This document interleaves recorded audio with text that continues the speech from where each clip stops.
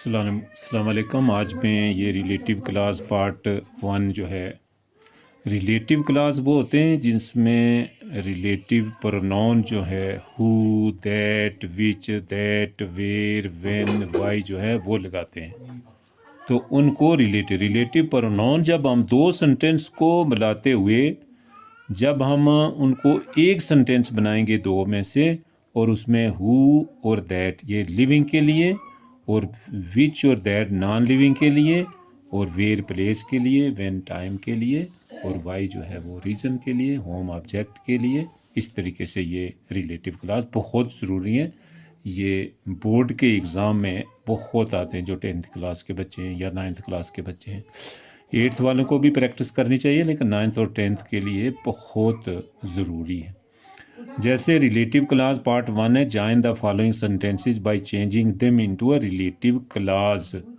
जब हम relative pronoun who, that, which, that, क्योंकि दैट एक ऐसा है जो लिविंग के लिए भी होता है और नॉन लिविंग के लिए। अगर हु लगाना है तो ठीक है, नहीं तो ना दैट लगाओ। अगर नॉन लिविंग के लिए विच लगाना है, नहीं तो दैट लगाओ। जहाँ ना पता चले कि भाई ये लिविंग है या नॉन लिविंग, तो दैट लगा दो, तो वो जो है वो करेक्ट होगा। अभी नंबर 1 है, the grapes were very sweet, full stop. दूसरा सेंटेंस है यू बॉट फॉर देम। अब इसमें आपने करना क्या है? द ग्रेप्स क्या हैं? That grapes that you bought for them were very sweet. The grapes यानी वो ग्रेप्स कौन से? That you bought for them were very sweet. अब ये दो में से एक ही सेंटेंस जो है वो बना दिया, दो सेंटेंस का एक बना दिया। लेकिन वो कौन से ग्रेप्स, जो अंगूर जो आपने खरीदे उनके लिए वो बड़े स्वीट थे। नंबर 2 है, her brother is a doctor, full stop, he lives in Australia. देखो दो सेंटेंस हैं, इसमें रिलेटिव प्रोनाउन लगा के हम उसको रिलेटिव क्लास बनाएंगे। हर ब्रदर, कौन सा brother? Who lives in Australia is a doctor, यानी जो कि ऑस्ट्रेलिया में रहता है वो एक डॉक्टर है। ये बहुत ज़रूरी है। यानी जिस तरह पहला था द ग्रेप्स, कौन से grapes? That you bought for them. अब देख लो, दैट लगा के दूसरा सेंटेंस हमें पहले लाना पड़ा और ये वाला बाद में, क्योंकि वो खरीदे तो फिर वो जो है वो स्वीट थे। The grapes that you bought for them were very sweet. दूसरा है her brother is a doctor, उसका भाई एक डॉक्टर है। एक सेंटेंस खत्म। दूसरा ही लिव्स इन ऑस्ट्रेलिया, वो ऑस्ट्रेलिया में रहता है। हर ब्रदर, कौन सा brother? Who lives in Australia, जो कि ऑस्ट्रेलिया में रहता है, इज ए डॉक्टर। ये दूसरा सेंटेंस हो गया।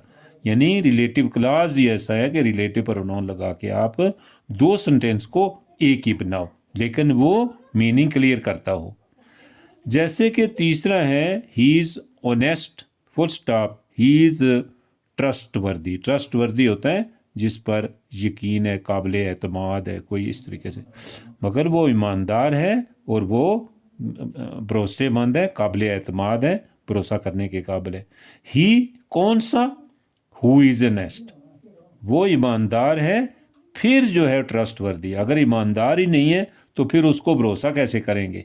अगर हम लिखेंगे he is trustworthy, he is honest, that is wrong, क्योंकि he is honest, he is trustworthy. He who is honest is trustworthy. जो पहले, वो जो के ईमानदार है वो काबिल एतमाद है। ईमानदार होगा तो काबिल एतमाद हो। नंबर 4 है कि द लेडीज हैव अराइव्ड, वो औरतें पहुंच चुकी हैं।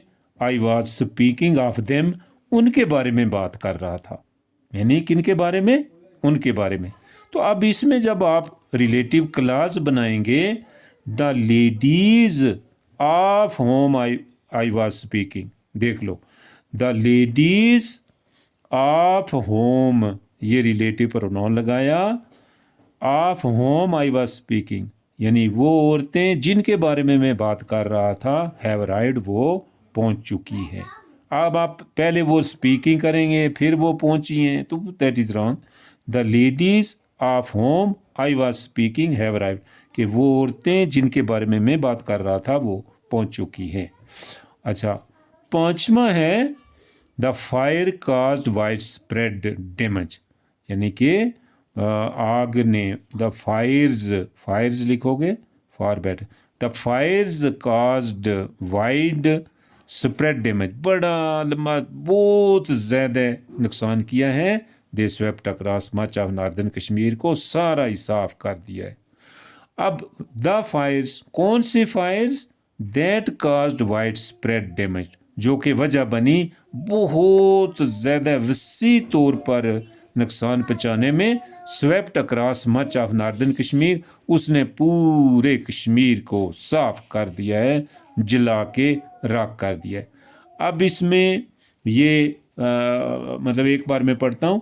The grapes were very sweet, full stop, you bought for them, the grapes that you bought for them were very sweet. Her brother is a doctor, he lives in Australia. Her brother who lives in Australia is a doctor. He is honest, full stop, he is trustworthy. He who is honest is trustworthy. The ladies have arrived, I was speaking of them. The ladies of whom I was speaking have arrived. The fires caused widespread damage, thus they swept across much of northern Kashmir. The fires that caused widespread, ये जो है ये relative pronoun है, और यहाँ पर कौन सा रिलेटिव प्रोनाउन है, दैट है, इसमें होम है, इसमें हु है, इसमें हु है, इसमें क्या नाम है, दैट है। तो ये चीज़ें हैं कि रिलेटिव प्रोनाउन कौन से हैं वो उस जगह लगाने जो मीनिंग उसका बिल्कुल क्लियर करा।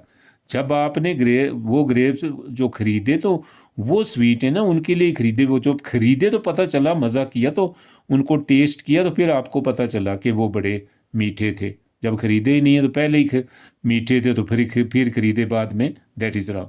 तो the fires that caused wide spread damaged swept, दे नहीं लिखना, फिर swept across much of northern Kashmir. अब इसमें जो वेन होता है ये टाइम के लिए होता है, और वेयर जो है ये प्लेस के लिए होता है, और होम ऑब्जेक्टिव के लिए होता है, और हुज WHOSE हुज या विच ऊपर लिखा है, ये सारे जो हैं ये लगेंगे, क्योंकि वेन टाइम के लिए, वेयर प्लेस के लिए, होम ऑब्जेक्टिव के लिए जो से, और हुज किसका, जिसका, यानी किसी का पेन है तो किसका पेन, हुज पेन।